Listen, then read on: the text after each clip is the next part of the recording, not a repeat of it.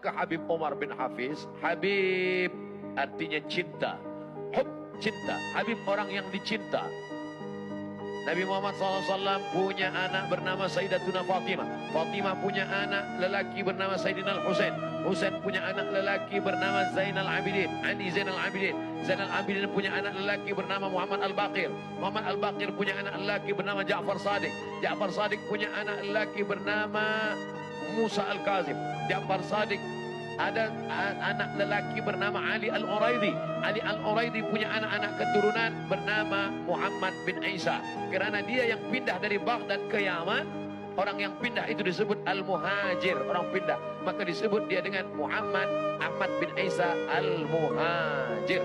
Dari Al-Muhajir inilah lahir cucu cicit keturunan As-Saqqaf, Al-Haddad, Al-Jibri, Al-Attas, Barabbah, bin Syihab.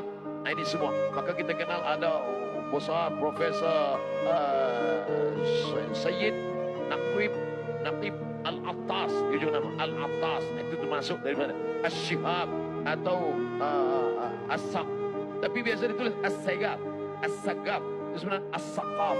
Ini semua adalah daripada Hadramaut, Tarif. Mereka datang kemari mengislamkan negeri-negeri Melayu. Mereka menjadi ulama, bahkan menikah dengan kerabat. Kemudian sebagian mereka menjadi sultan di beberapa kawasan daerah. Maka mereka ini adalah keturunan zuriat Rasulullah SAW. Dan hari ini di antara yang masyhur di antara mereka adalah Al-Habib Omar bin Hafiz, pengasas Darul Mustafa Hadramaut Tarif. Murid-murid mereka inilah yang datang. Di antara murid mereka yang sampai kemari adalah Al-Habib Ali Zainal Abidin. Banyaklah ikut tazkirah, ambil manfaat dari para habaib-habaib Ahlus Sunnah wal Jamaah. Last, apa sufi itu? Sekarang ini banyak juga orang mengaku sufi. Saya ini sufi. Kenapa awak tak sembahyang? Suka filem. Suf diambil dari bahasa Arab suf. Suf artinya bulu kambing. Sebab dulu mereka tak nak memakai kain yang terbuat daripada kutun. Abdul Somad memakai daripada kutun. Orang Arab menyebut kutun, orang putih menyebut katan. Katan artinya kapas. Bila kita pakai kapas, kita berpeluh, kita hangat, kita selesa. Sebab apa? Sebab kapas menghisap keringat, peluh. Maka kita pakai katan. Tapi mereka tak nak pakai katan. Mereka guna suf. Bila dipakai bulu kambing ini jadi pakaian, maka semakin hangat, semakin panas, semakin gatal. Mereka tak ingin hidup selesa di dunia. Sebab mereka, makanya ada di antara mereka yang tak memakai selipar, tak memakai kasut. Namanya Bishri Al-Hafi. Al-Hafi artinya orang yang tak memakai kasut. Sebab bila dia pakai, dia merasakan nikmat, dia lupa kepada Allah SWT. Dia pakai baju, dia pakai selesa. Jadi bila ada hari ini orang berkata, aku sufi, sebenarnya itu hanya simbol saja. Makna sufi adalah tazkiyatun nafs, pensucian hati. Siapa itu sufi? Man safa qalbuhu lillah, orang yang mensucikan hati. Maka prosesnya ada 3. Yang pertama, takhalli. Takhalli, kosongkan hati. Kosongkan hati daripada riya, kosongkan hati daripada syirik, kosongkan hati daripada takbur, kosongkan. Setelah hati kosong, barulah diisi dengan tahalli. Tahalli artinya diisi dengan zikir, diisi dengan ridha, diisi dengan qanaah, diisi dengan tawaduk. Selepas tahalli, barulah dia tajalli. Tajalli bukan lagi usaha kita, tapi hadiah daripada Allah Subhanahu wa taala. Hati itu seperti cawan. Hati ini seperti cawan.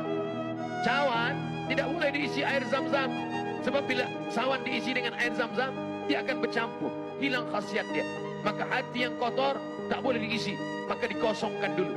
Maka cawan ini kalau kita nak tuang air zam-zam, kosongkan dulu. Bagaimana cara mengosongkannya? Kita kosongkan.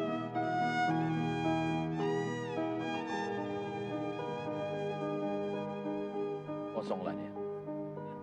Selepas dia kosong daripada takbur, daripada syirik, daripada hasad, daripada busuk hati, itu yang dibahaskan dalam kitab Ar-Risalah Al-Qushairiyah, itu dibahaskan dalam kitab Al-Qulub Abu Talib Al-Makki, itu yang dibahaskan dalam kitab Ihya Ulumuddin, mensucikan hati.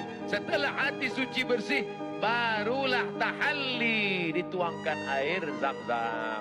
Tak pula ada air zam-zam. Selepas berisi air zam-zam, barulah tajalli, diminumlah air zam-zam. Selepas diminum air zam-zam, barulah kita merasakan. Merasa itu bahasa Arabnya zauk. Maka ilmu ini disebut dengan ilmu zauk. Lam ya'rif man lam yaduk. Orang yang tak pernah merasakannya, maka dia tak boleh menceritakannya. Maka banyak orang selepas itu dia merasakan itu hubungan dia dengan Allah Subhanahu wa taala. Jadi intinya kita sucikan saja hati, perintah Allah Subhanahu wa taala, qad aflaha man zakkaha. Beruntunglah orang yang mensucikan hati.